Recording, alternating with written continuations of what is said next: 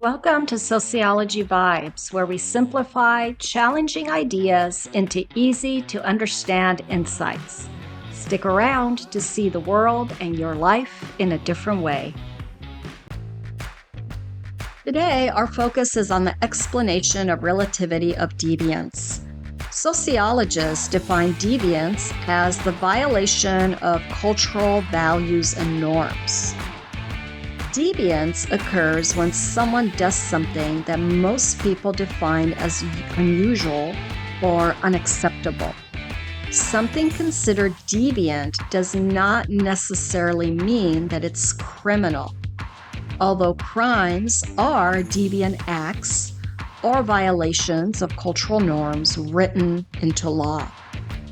The relativity of deviance means that what's considered deviant can vary greatly depending on the context.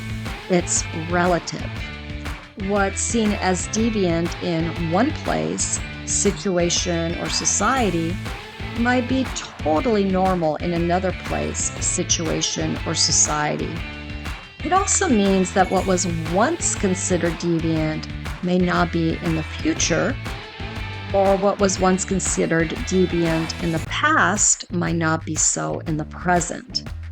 Howard Becker, an American sociologist, wrote that deviance, it's not the behavior or act itself, but rather how others label and define and react to that behavior as a collective. Take the act of talking to oneself. Talking to oneself in the shower while planning for the next day is acceptable. Talking to oneself in anger can lower the level of acceptability. Talking to oneself while walking the streets of a city might be interpreted as deviant.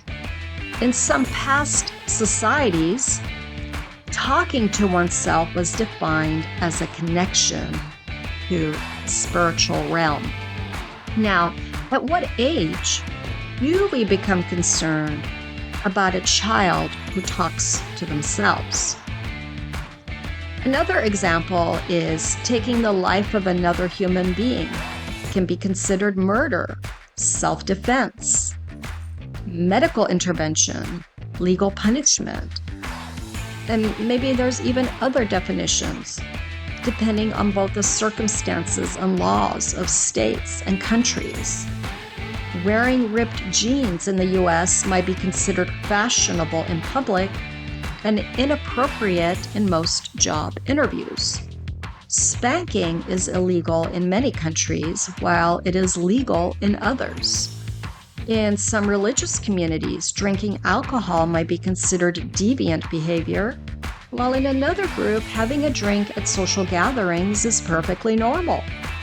Yelling loudly might be seen as deviant in a quiet library.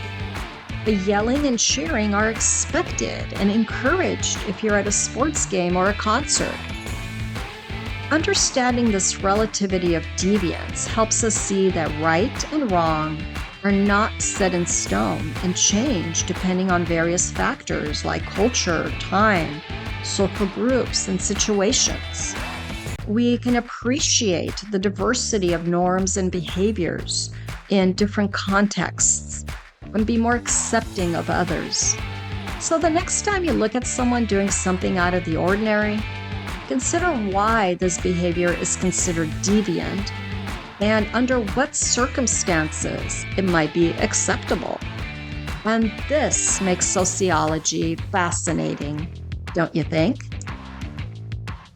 Thanks for watching. If you found this video interesting, give a like, subscribe, and share your thoughts in the comments. See you in the next Sociology Vibes video.